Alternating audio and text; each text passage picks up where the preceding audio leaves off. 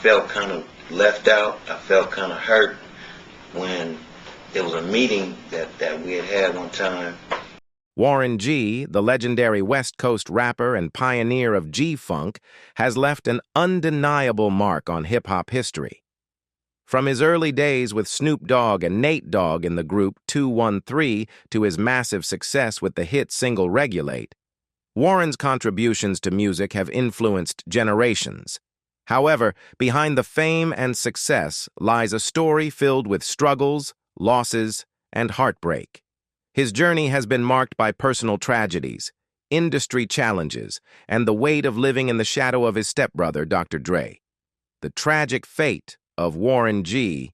is a tale that goes far beyond the music, one that is both shocking and deeply heartbreaking. Let's listen to his story. Warren G. was the only son among 4 children with 3 sisters. His parents, Warren Griffin Jr. and Ola, had different professional backgrounds. His father worked as an airplane mechanic, while his mother was a dietitian. However, their marriage ended in divorce when Warren was just 4 years old. Following the separation, Warren lived with his mother and sisters in East Long Beach, a neighborhood that would play a significant role in shaping his early experiences. During his early years, Warren was surrounded by the influences of his community and family. Long Beach, particularly during the 1970s and early 1980s, was a diverse but often challenging place to grow up. His mother worked hard to provide for her children, and Warren experienced life in a single-parent household. This period of his life was formative, as he navigated childhood in a neighborhood that had both positive influences and the looming presence of gang culture.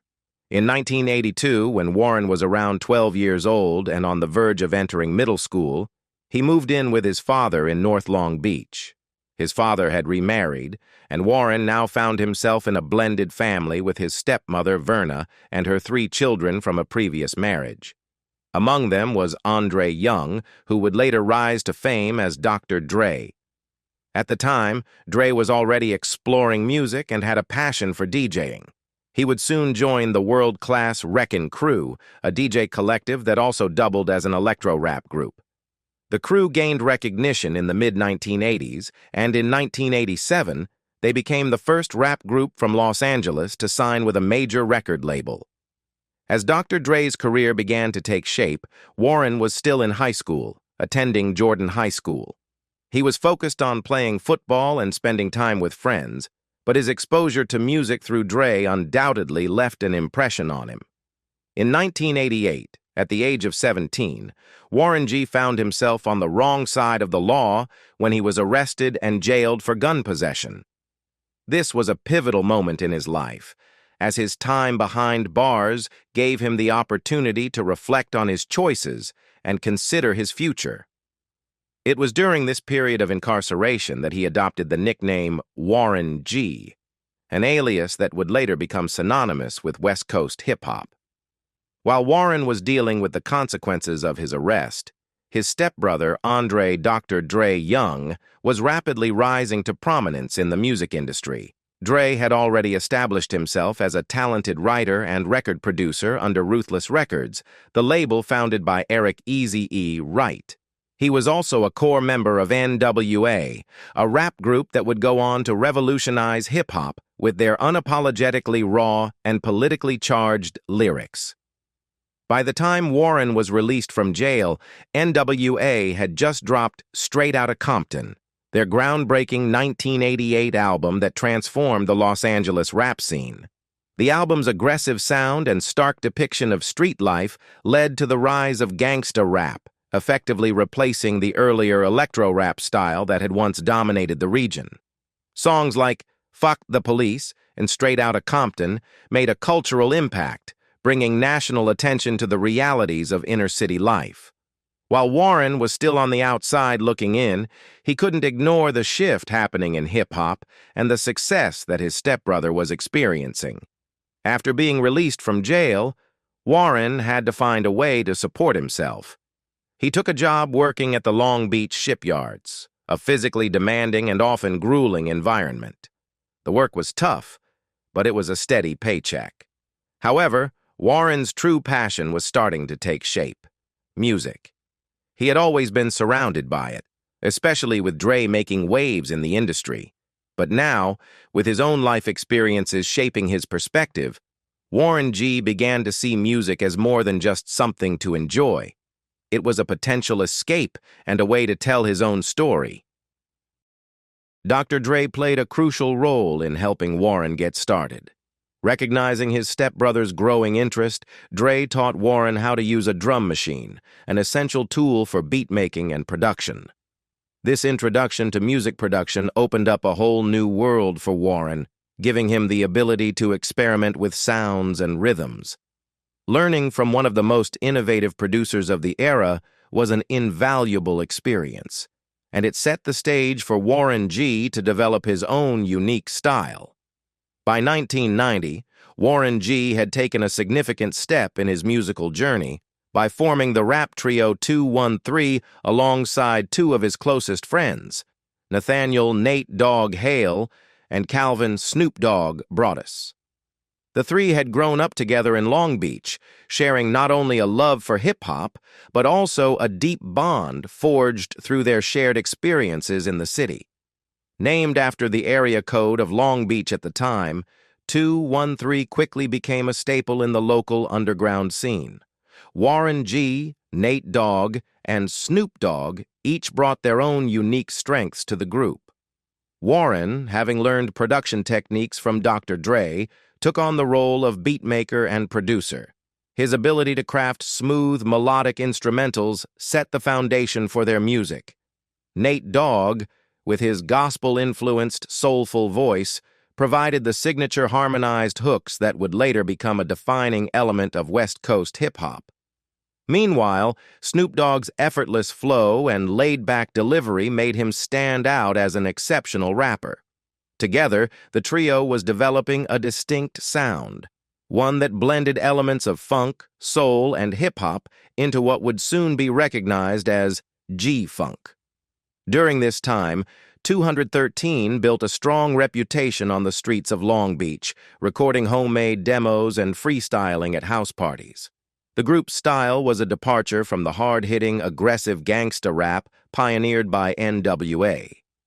Instead, their music carried a smoother, more melodic vibe while still addressing the realities of life in their neighborhood. Though they hadn't yet achieved mainstream success, they were laying the groundwork for a sound that would soon dominate the rap scene. However, the trio's time together was short-lived. Recognizing their talent, Warren G introduced Snoop Dogg and Nate Dogg to his stepbrother, Dr. Dre, who was now one of the most influential producers in hip-hop. At the time, Dre was building what would become the powerhouse label Death Row Records, alongside Suge Knight. Snoop's raw talent and unique style immediately impressed Dre, who took him under his wing. This introduction marked the beginning of Snoop Dogg's meteoric rise, as he was soon featured on Dr. Dre's legendary 1992 album, The Chronic. His standout performances on tracks like Nothing But a G-Thang and Dre Day solidified him as one of the hottest new artists in rap. Nate Dogg, too, found his place in the industry, signing with Death Row Records. His smooth, melodic hooks became a crucial component of the G-Funk sound, setting him apart from traditional rappers and making him a sought-after collaborator. With both of his childhood friends now working under Dre's guidance at Death Row, Warren G had to make an important decision about his own career path. Although he initially helped out at Death Row, Warren G quickly realized that he did not want to remain in the shadow of his mentor and stepbrother. While he respected and appreciated Dr. Dre's influence, he was determined to carve his own path in the music industry. Instead of following Snoop and Nate to Death Row, he took a different route, one that would lead him to the East Coast. Seeking a label where he could establish himself independently, Warren G signed with Def Jam Recordings in New York City. At the time, Def Jam was primarily known for its contributions to East Coast hip-hop, having launched the careers of artists like LL Cool J, Public Enemy, and the Beastie Boys. Warren's signing was significant, as it marked a rare moment of crossover between the East and West Coast rap scenes.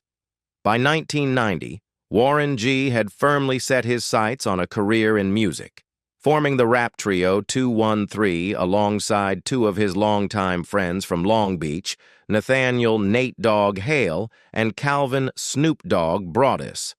Their group name was inspired by Oakland rap collective 415, named after their area code, leading Warren and his crew to adopt 213, representing the greater Los Angeles area. Each member brought a unique style. Nate Dogg, with his gospel-influenced melodies, had a rapper-like singing approach, while Snoop Dogg, with his smooth, laid-back delivery, was a singer-like rapper. Warren G, both a rapper and an emerging producer, provided the group's signature beats. The trio spent hours practicing and recording at VIP Records, a well-known Long Beach record store with a modest studio in the back. It was here that 213 recorded a demo tape, hoping to attract attention in the growing West Coast hip-hop scene. However, despite their best efforts, no record label showed interest. Warren, eager to break through, repeatedly approached his stepbrother Dr. Dre, who was already a celebrity as a member of NWA. However, Dre initially brushed him off, unwilling to listen to their material.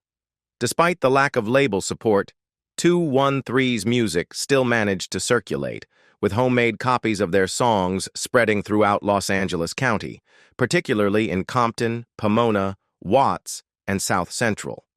Then, in an unexpected twist, Warren G got his breakthrough moment.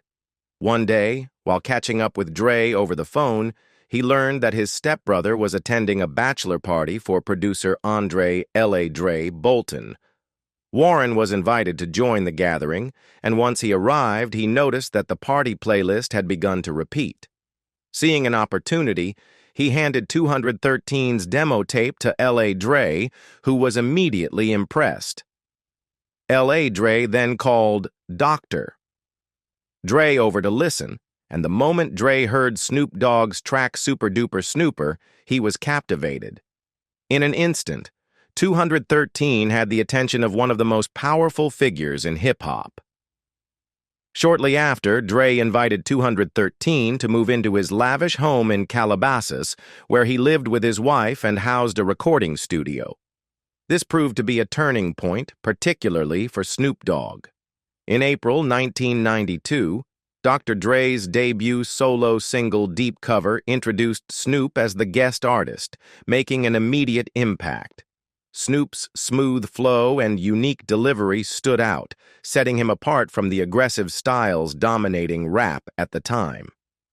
The success of Deep Cover led Snoop to play an even bigger role in Dre's debut solo album, The Chronic, released later that year.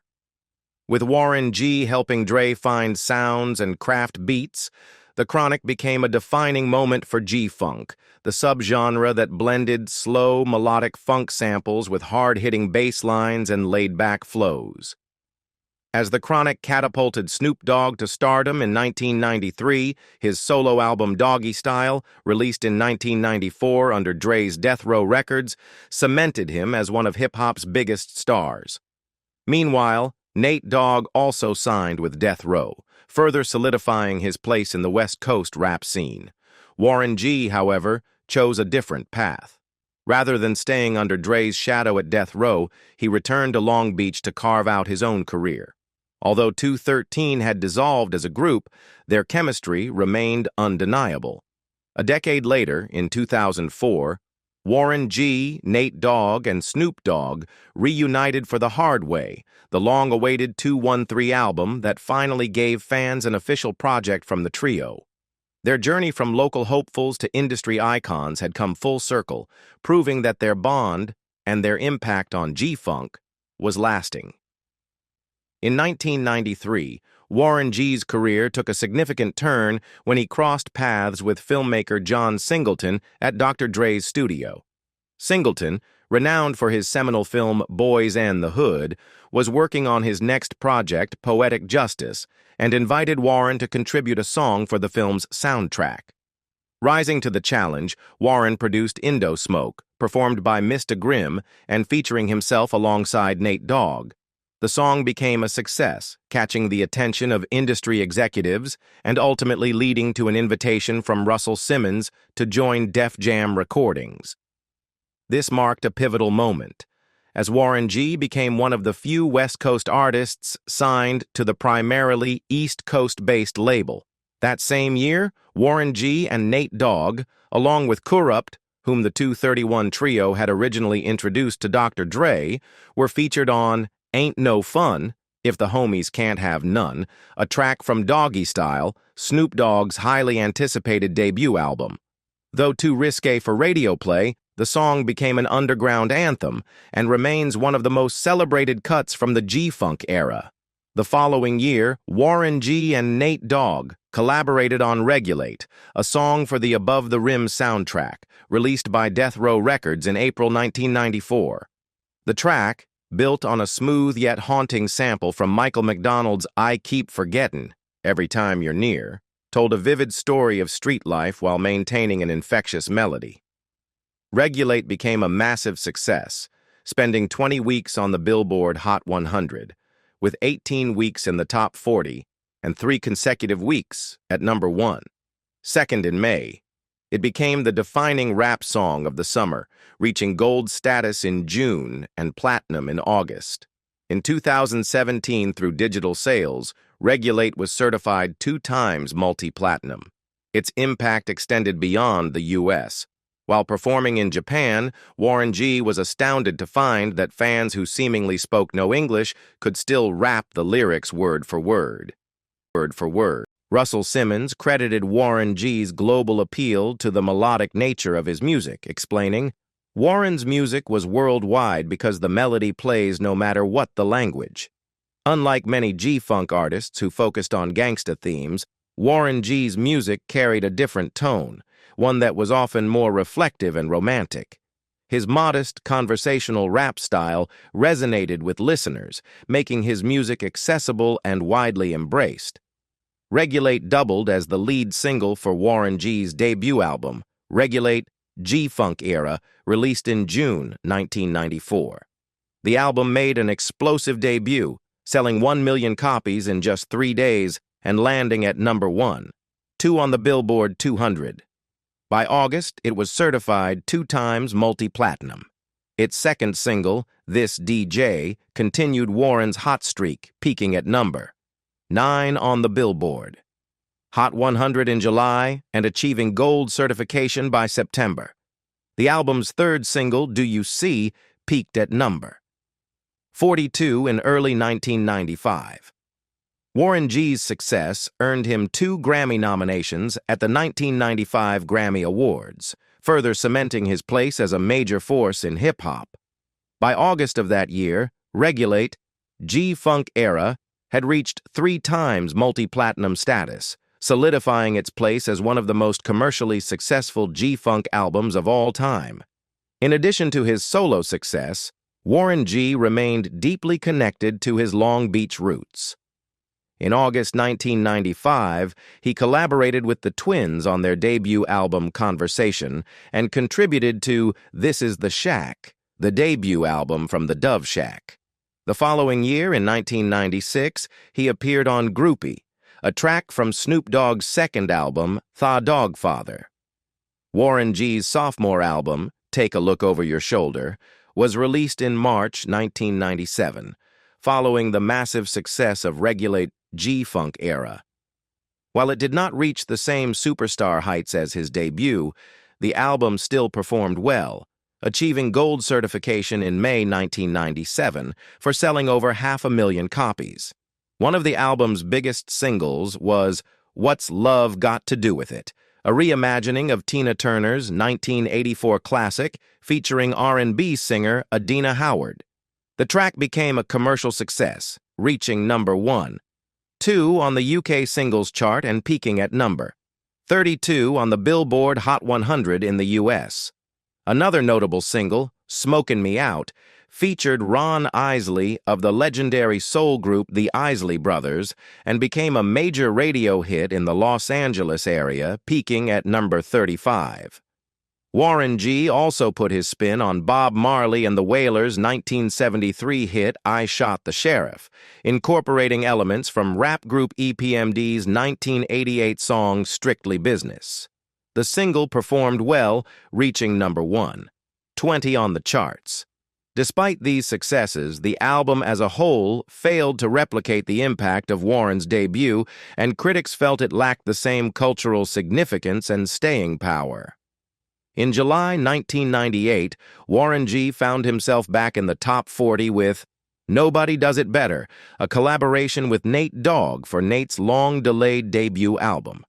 The track, which peaked at #1, 18 on the Billboard Hot 100, was another testament to the duo's undeniable chemistry. Notably, Warren's lyrics on the song hinted at a transition in his life, alluding to his growing focus on family. Warren's third studio album, I Want It All, arrived in October 1999, marking a shift in his approach. Rather than taking on a heavy vocal role, Warren focused on production, an area where he was widely regarded as having an edge over his contemporaries. The album featured an impressive roster of guest artists, including Nate Dogg, Snoop Dogg, RBX, Corrupt, Eve, Slick Rick, and Jermaine Dupri. The lead single, I Want It All, featuring Mac 10, became Warren's last top 40 hit, peaking at number 23 on the Billboard Hot 100. I Want It All was certified gold in November 1999, making it Warren's second consecutive album to achieve that status. Over 2 decades later, both his 1997 and 1999 albums remain gold certified, while none of his later projects have reached the same commercial success. In December 2001, Warren released his fourth studio album, The Return of the Regulator. The album was heavily stacked with collaborators, including funk legend George Clinton, as well as Dr. Dre, who produced a track. Despite the high-profile contributions, the album struggled to resonate with audiences and critics. Some reviewers argued that Warren overextended himself, trying to recapture past glory while being overshadowed by his guest artists. A writer for Vibe magazine criticized the album, claiming Warren wastes a hot, Dre-produced beat on the single Lookin' at You, and described G-Funk as being on its last legs, with Warren inadvertently delivering the final blow. Commercially, The Return of the Regulator was a disappointment, peaking at just number 83 on the Billboard 200. It marked the end of Warren's tenure with major labels, as he later shifted to independent releases. While his mainstream presence diminished, Warren G's influence on hip-hop remained undeniable, as he continued to shape the legacy of G-Funk and mentor the next generation of artists. Warren G's fifth studio album, In the Midnight Hour, was released in October 2005, marking his first project without the backing of a major record label. Instead, he put the album out through Hawino Records, embracing a fully independent approach. This project was deeply personal and homegrown, created on a limited budget, but with a strong focus on his signature G-Funk sound. The album prominently featured his longtime 213 collaborators, Nate Dogg and Snoop Dogg, reinforcing their bond and commitment to the West Coast sound. Critics generally received In the Midnight Hour as a return to Warren G's core musical strengths, smooth production, laid-back storytelling, and an everyman's take on G-Funk. However, lacking the promotional reach of a major label, the album struggled to gain mainstream attention and primarily resonated with dedicated Warren G fans. In September 2009, Warren G released his sixth album, The G-Files, continuing to evolve his signature style while incorporating more contemporary elements. While still rooted in the classic G-Funk sound, he infused it with what he described as a taste of that modern electro sound. Dissatisfied with the growing trend in rap production that he saw as overly simplistic, often consisting of just drums and a single synth, Warren aimed to restore the rich, soulful layers that originally defined West Coast hip-hop. One track, The West Is Back, embodied this mission, attempting to reintroduce the classic warmth and depth of G-Funk. Another standout track, 100 Miles and Running, featured Wu-Tang Clan's Raekwon alongside Nate Dogg in one of Nate's last collaborations recorded before his strokes in 2007 and 2008. From June to September 2013, Warren participated in the West Coast Fest Tour, an event celebrating classic West Coast hip-hop. Sharing the stage with legends like DJ Quick, Mac 10, The Dogg Pound, and Bone Thugs in Harmony, the tour was a nostalgic tribute to the golden era of West Coast rap. Around the same time, Warren also took on some guest acting roles, including playing O.G. Hemingway on Newsreaders, a comedy series aired on Cartoon Network's Adult Swim. In an unexpected crossover, Warren G also made an appearance in the K-pop scene in August 2014, directing an alternate music video for Boy in Love by South Korean superstars BTS on the Mnet reality series American Hustle Life. Despite exploring different ventures, Warren G found that many longtime fans longed for the classic G-Funk era sound. Many also missed the presence of Nate Dogg, who had passed away in 2011. In response, Warren put together an EP that would serve as a spiritual successor to his legendary debut album. The lead single, My House, arrived on July 13, 2015, followed by the full EP Regulate, G-Funk Era Part 2, released on August 6th. The project featured guest appearances from West Coast icons like E40, Too Short, Jeezy, and Bun B. However, the heart of the EP lay in its use of unreleased recordings from Nate Dogg, ensuring that his voice remained a part of Warren's musical journey. As one of Nate's closest collaborators, Warren had a deep understanding of how to craft beats that perfectly complemented Nate's signature hooks. The EP served as both a tribute to his late friend and a love letter to the G-Funk sound that made them both legends. Warren G, beyond his status as a hip-hop pioneer and G-Funk icon, is also a dedicated family man. He has 6 children with his wife, Tennell Griffin, and as he has grown older, his perspective on life has evolved. Increasingly, he finds himself identifying with his late father, Warren Griffin Jr., an airplane mechanic who instilled in him values of discipline, hard work, and integrity. Warren G has spoken about how these principles continue to guide him, not just in music, but in his personal life as well. He has embraced a lifestyle centered around family, storytelling, and even cooking, one of his favorite pastimes. He enjoys preparing meals for his loved ones, often sharing his culinary skills with fans through social media, where he posts his homemade recipes and BBQ techniques. His love for food and tradition reflects his belief in morals and good family fun, as he describes it. Among his children, Warren G's eldest son, Elijah Griffin, has made a name for himself in the world of football. Born with the same drive and determination that his father channeled into music, Elijah pursued a career in athletics, excelling in football from a young age. He attended Mission Viejo High School in California, where he became a standout cornerback, gaining recognition for his speed, agility, and strong defensive skills. His high school performance earned him a scholarship to the University of Southern California, USC, a prestigious program known for producing top-tier NFL talent. From 2018 to 2020, Elijah played for the USC Trojans as a cornerback, demonstrating both skill and leadership on the field.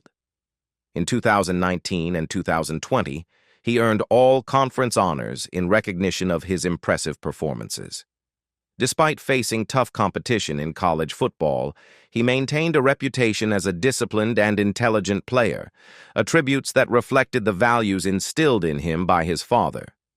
Throughout his college career, Warren G was one of Elijah's biggest supporters, frequently attending his games and expressing pride in his achievements.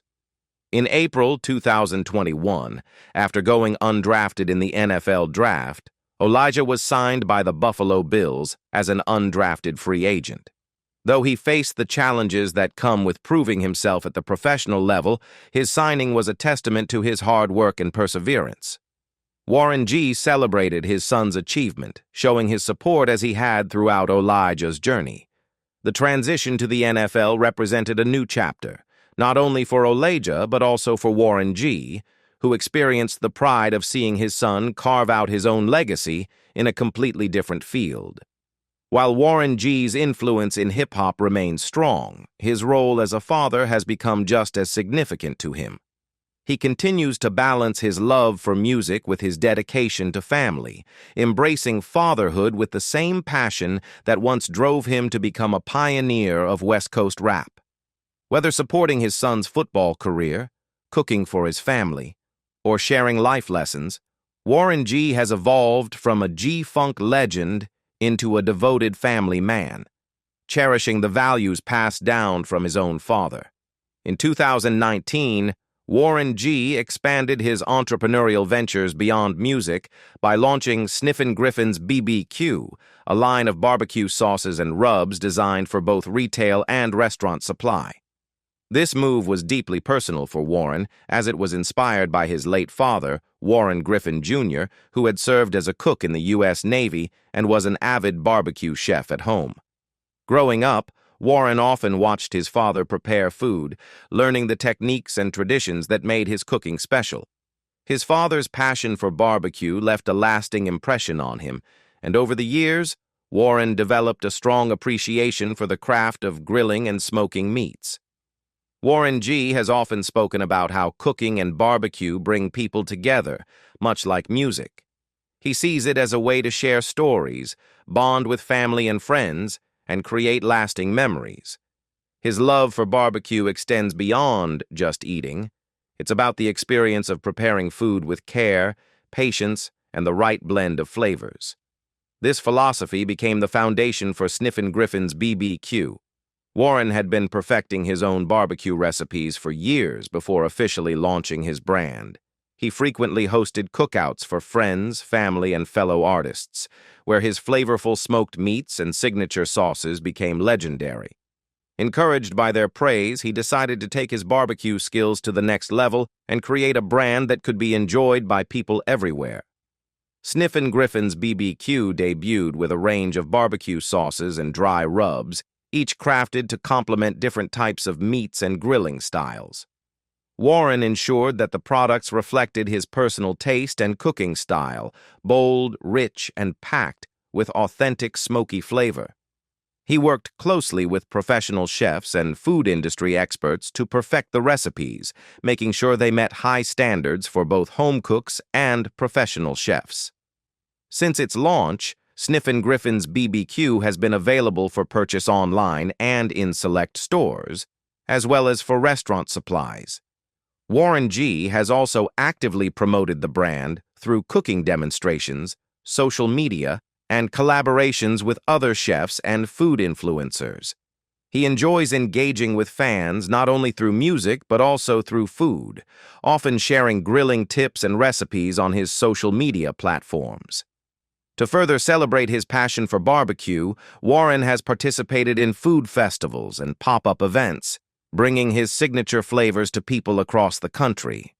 He has also expressed interest in opening a restaurant or food truck specializing in his barbecue recipes, combining his love for cooking with his desire to create a space where people can come together over great food. For Warren G., Sniffin' Griffin's BBQ is more than just a business. It's a tribute to his father and a way to honor his legacy.